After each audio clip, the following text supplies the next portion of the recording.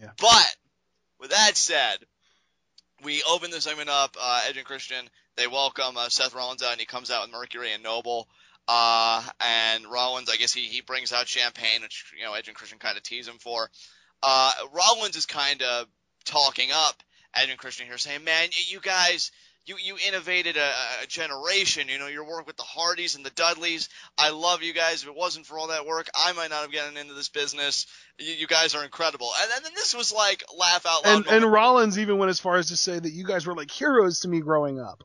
Yeah, you guys are like heroes to me growing up. And then it's at this point, because we can keep a running counter, where I laugh out loud the first time with Seth Rollins. And all of the laughs that I had were generated by Seth Rollins. Because Edge is like, well, thanks for that. I appreciate it.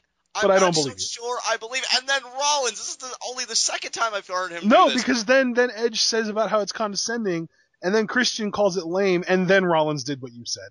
Yeah. And he's like, what? Yeah. Just Rollins, just a little, what? And the only other time I've heard him do that was that NXT special when they were having a debate over what Eric Rowan's mask was. That was so good. Dude, it's a llama. I was just at the zoo the other day. So good. I missed the Shield, dang it. Now I'm sad. So yeah, Rollins goes on that, and he says, hey, you guys are way too cynical. And he brags about how good his year has been. You know, he orchestrated the Shield. He orchestrated the demise of the Shield. He's Mr. Money in the Bank. And he asks, who had a better year than me? And then I love Edge and Christian here because normally I don't really think babyfaces really answer the call to that kind of challenge. But they start listing names off. They would just go back and forth. Edge is like Cena. Christian says Ziggler. Edge says Sting. And then Christian brings up Slick. Like, really, dude? What? Oh, man. Or should I say, what? I love that, man. Get that on a freaking t-shirt. Just tiny little font that's just like on the border of the collar. Yeah, with like 50 exclamation points, because that's just what his tone of his voice kind of invokes. No. Single question mark, single exclamation mark. That's it. Simple. Man, I love it. Rollins says that he's been a party pooper for the past month, and he doesn't want to be that guy any longer. For 2015, that Seth Rollins is gone. Rollins wants to have a celebration for a new Seth Rollins, but can't do that until he brings out everyone. Rollins brings out Big Show. I'm trying to keep it together. Rollins brings out Big Show. Oh God, I'm not going to do it. Rollins tells everyone to give it up for Show, but they boo. And I got to give Show credit here, too. He was really hamming it up. Big Smoke. He's like, yeah, I belong to something. Dude, it just felt like Rollins ran this segment. And that speaks volumes because he's in the ring with one legitimate legend and another guy who's pretty freaking charismatic in his own right. And he just owned this entire segment. I don't think people understand, and I just want to take a really quick detour here. This is the same guy that when I was, working on my own announcing and stuff, commentating, I always used to like send it to one guy on the indie scene who would do that stuff, and we would talk a lot about wrestling. And he brought up Seth Rollins, at the time Tyler Black, and he showed me a video clip of a promo he hated because he used the phrase and to everybody, and I mean everybody, and I don't know why, he just always hated that phrase. Doesn't he still do that, though? I feel like Rollins still does that. He may still do that, but here's the thing, like, when I saw that promo, I kind of got what he was talking about, because it seems so generic and by the numbers heel. This was just don't get me wrong, when he was in ROH, when it was Tyler Black in ROH, he was absolutely horrible on the mic as a heel. And to see, like you just said, that he seemed like he ran this segment, and considering the company he was in, to go from that to this, that needs to be commended, seriously. It does, absolutely. Oh, my, phenomenal. So, Big Show comes out, he's feeling all good, and then Rollins calls out for John Cena, but, Cena doesn't appear. Rollins tries again, and you can see, like, he's really getting agitated. Edge says Rollins is trying to be he and Christian, but failing miserably because he has no charisma. And then Rollins almost has like his pouty timeout face on. He's like, I don't need to be you because I'm better than you. And then I just get flashbacks from Daniel Bryan. Get your damn hand off my shoulder. Like, oh, just so good. And I think Edge said something about Rollins couldn't be him if he had a live sex celebration with Big Show, he called Big Show some other name that I can't recollect. And then Rollins says he didn't want Cena to come out for a toast. He wanted him to come out because he wants something from Cena. And this is where I was clueless for the remainder of the segment because I was trying to figure out what the hell Seth Rollins was talking about. Yeah. What do you want from Cena? What do you want from Cena? Rollins yells at Cena to come out.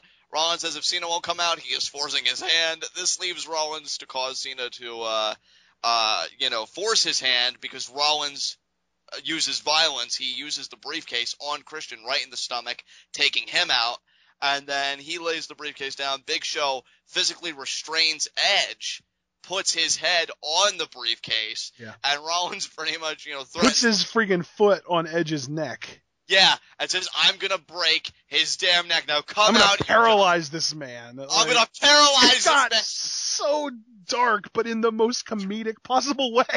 It was dark humor at its finest. Like, what we were seeing play out, we had, Edge likes to boast about his live sex celebration. Well, Seth Rollins did in one bell where he's like, I've got a live hostage situation.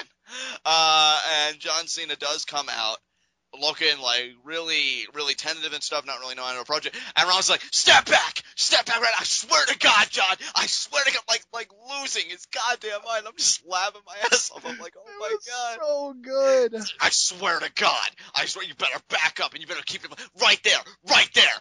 And then don't make me do it, John. I will break his neck. And then Tina takes a step forward. He's like, take a damn step back.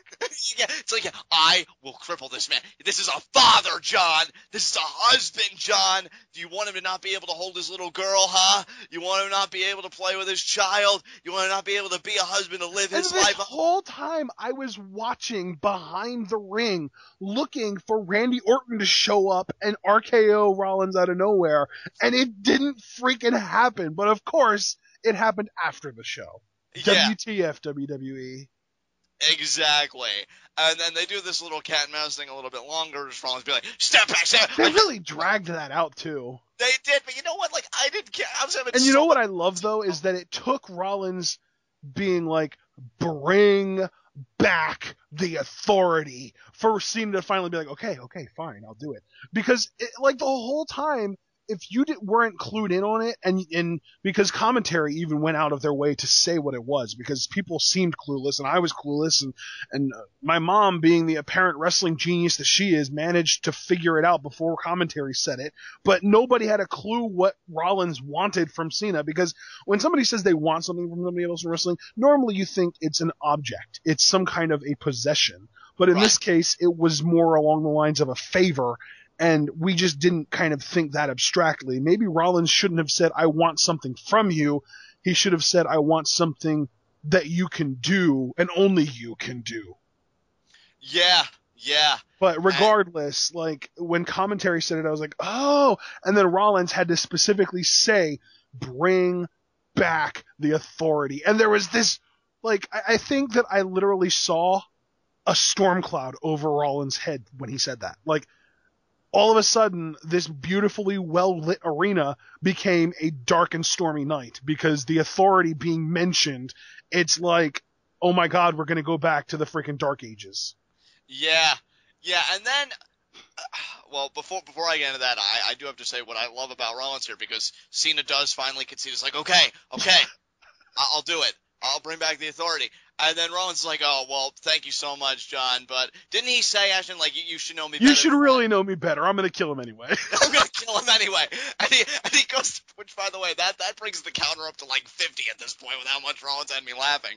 And Cena gets the tag down. But, long story short, he does fall victim to Big Show and Rollins. Rollins does get the curb stop. Dude, can I just say, as great as Rollins is, the Big Show has been a perfect heater for him. Yeah, that's what I'm saying. This is such an ideal role. Here's the thing. I don't like the Big Show as a solo act. I don't think he's that good. I think that it's really stupid that the WWE's building him up for the purpose of feeding him to Reigns. I don't feel like he has any kind of credibility anymore.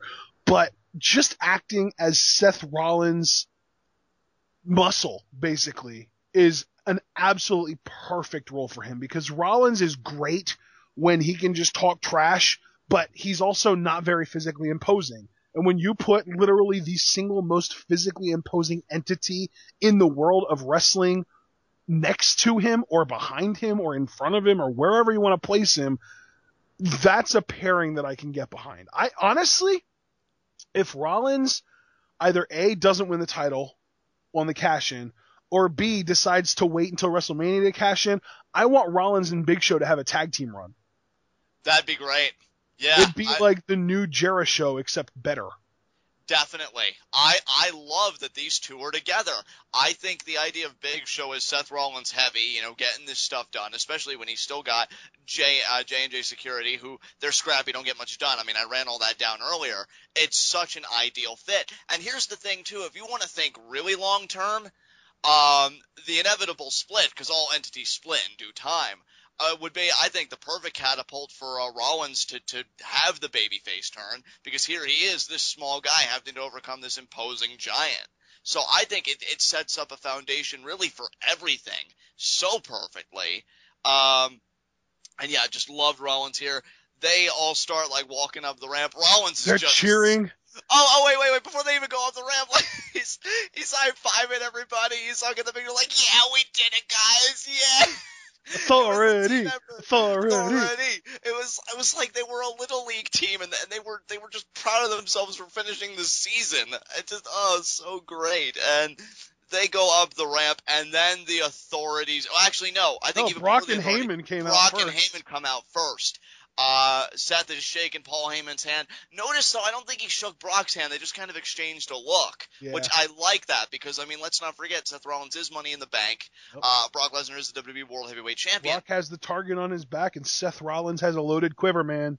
Exactly. But then, oh my God, the cheese factor is so good. Because you get the authority, which Ashton really pointed out. I love your eye sometimes, what you catch. They have a new insignia. And it's the McMahon family emblem, Triple H's logo, and a gigantic A, all plastered together. Yeah, I love it. It's so good. They come out arm in arm, and oh my God. Like the world's favorite prom couple. Yes, but amped Champagne in hand. Champagne in hand, and they're drinking it and hugging it out, and I'm like, yeah, rub in that wealth. I freaking lost it. I was done. And can I just say on a more serious note, because I know this segment was so much fun, and you and I had a lot of fun with it, what I love about this so much is it's not the typical story where I thought it was going to go of, the authority promising Seth Rollins everything, delivering, Seth Rollins enjoying the ride, maybe he chokes when they call upon him, which he really did by all accounts on Survivor Series because of Sting. Excuse me, the vigilante Sting. No, we're not doing that. Yeah, but I know WWE is, and that's a problem to me, but... Yeah, and just maybe joining forces with Heyman and being like authority who, moving on. Seth Rollins actually managed to pay it forward. Yep. What Seth Rollins did, the authority's investment in him worthwhile. Exactly, and you know what? How the authority and Seth Rollins, this reciprocal relationship that they have where they genuinely do have each other's backs, because I have to give credit too, he never wavered. I was waiting for the promo where he's like, the authority was good, but Paul Heyman's better. Like, no, he kept saying consistently, we need the authority and power. We need the authority and power. And he said he was going to do it, and he did it. And not only did he do it, he did it in such a great segment, and just this whole reciprocal nature of, hey, scratch your back, scratch my back, we're just going to watch each other. This is what I wanted Randy Orton's conception of the authority to be. So already I'm enjoying this so much more than when Randy Orton was champion, even though I love Randy to death. That's because Randy gave and gave and gave, and the authority just took and took and took and never gave anything back. Exactly. This is a legitimate, united front. Oh, Randy, I'm really glad that you handled everything that we asked you to handle tonight. Now, why don't you go defend your title against John Cena?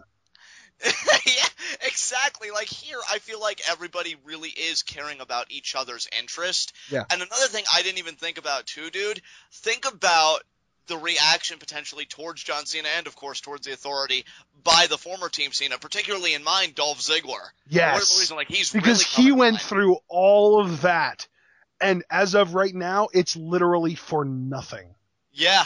The only thing that Dolph Ziggler went through everything for was not even a month without the Authority. Exactly. And can you imagine, like, and I think they will. And this is actually one of the few times where I'm going to expressly state that I have faith in WWE to do this. I hope they acknowledge that and really drive that point home, because this is where Dolph Ziggler's road to WrestleMania becomes very interesting.